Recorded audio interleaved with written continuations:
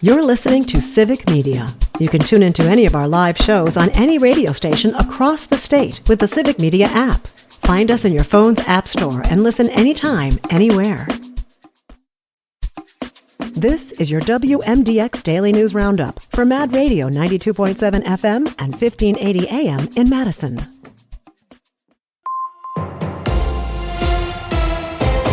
For 92.7 WMDX News, I'm Savannah Tomei Olson. A bill that would specifically ban sextortion in Wisconsin is making its way through the legislature.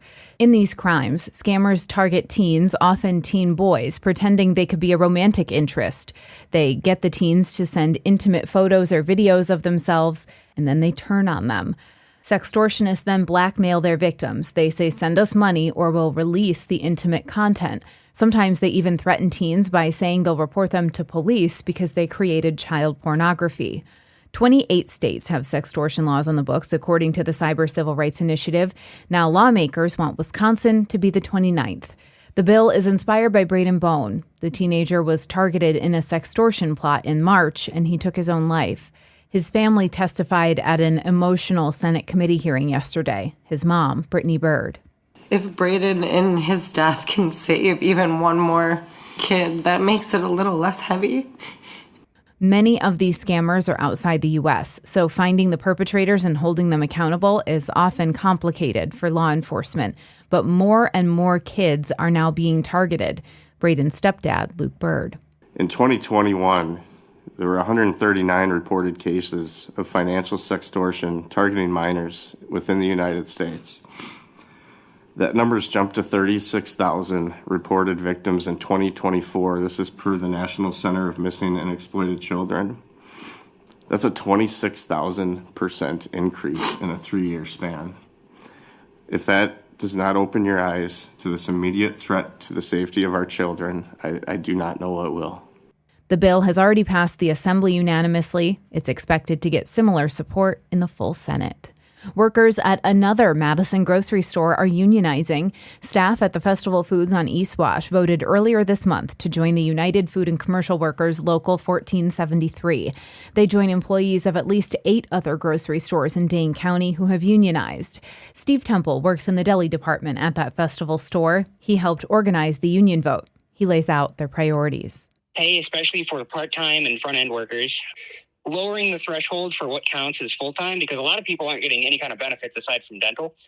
So health insurance would be nice for more people. Having regular scheduling and also guaranteed minimum hours, because, we have people that are some weeks they're getting like 4 hours for the entire week. And then the next week they'll maybe get like 20, 30. And you can't really plan your life around that. So that's a big problem. Another big one, one that matters to me is the point system, the attendance policy. You can't, if you get a doctor's note, you'll still get an attendance point. Better security, especially for the cashiers. It's a lot of like teenagers working there, so in those positions. In the election, 72% of employees voted to join the union. The national union represents nearly 1 million grocery store workers across the country. The next step is to start negotiating with Festival. The union president says they look forward to supporting staff as they head to the bargaining table. Meanwhile, UW system employees are getting raises. Lawmakers officially approved a plan from System President Jay Rothman in committee yesterday. This year, staff will get a 3% raise, and next summer, they'll get an additional 2% raise. The money was included in the state budget passed in July. The raises will be retroactive for July and August, so employees will get added back pay for the last 2 months. I'm Savannah Tomei Olson, 92.7 WMDX News. Another Brewers player injured. Hi, I'm Mike Clemens with sports. The Brewers and Phillies wrapping up their 3-game series today in Milwaukee. The Brewers winning last night's game 6-3. Pat Murphy on why Christian Yelich was not in the lineup. He's got lower back pain. He's talked to the surgeon, whatever. He hasn't been out all year. He played all those games. He's really been super healthy for us and super critical, but it didn't respond well. It's come on a little bit. NFL. The Packers host the Detroit Lions Sunday at 3:25. Jordan Love on his thoughts about adding defensive end Micah Parsons to the team. Yeah, I think Micah's he's a smart dude all around. I think he loves ball. He's very intelligent when it comes to football. He has smart questions. He's trying to learn about the offense and our plan for going into a game and things like that. So I think that just shows you where he's at mentally, what he's thinking of outside in the offseason. No, he's definitely a smart guy. So I'm just excited, like I said, see him out there on the field with us. That's Jordan Love with Sports. I'm Mike Clemens.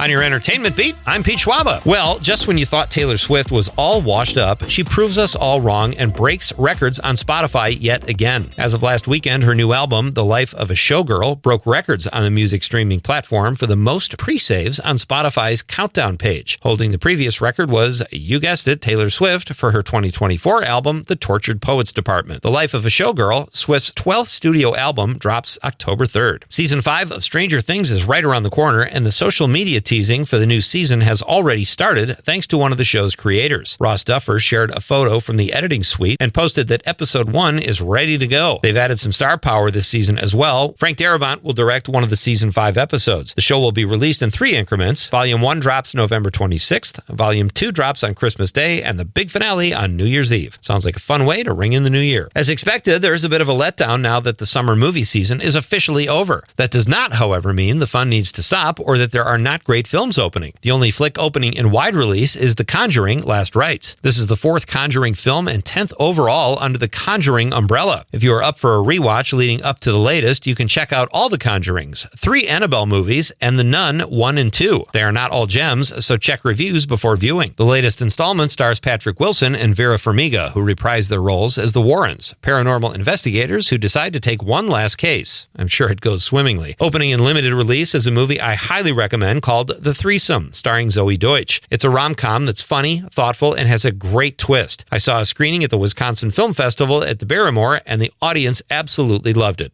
Big laughs. Let's go to the movies. Here's one of Pete's picks. Darren Aronofsky's Caught Stealing is a fun watch. The film, starring Austin Butler and Zoe Kravitz, has solid performances and great action, crucial elements to a caper film. Butler plays an ex-baseball star who is down on his luck while fighting a drinking problem. He finds himself in the middle of a dispute between 2 warring gangster factions. There is a shocking twist halfway through the movie that I did not see coming. If you're looking for some September weekend fun and are in and around the Manitowoc area, or don't mind a road trip, do what you can to check out Sputnik Fest. The RAR West Art Museum puts on this gem of a festival every September. The festival is in honor of a freak accident from 1962 where part of a Russian satellite, Sputnik, crashed on a Manitowoc street, coincidentally, right next to this great museum. There are costume contests, great food, and really fun people. Do yourself a favor and check it out this Saturday, September 6th, starting at noon. For more showbiz fun, tune in to Nightlight with me, Pete Schwaba, weeknights from 6 to 8 p.m. on the Civic Media Radio Network. With your forecast, I'm Corey Hartman. For today, mostly sunny with highs in the mid-60s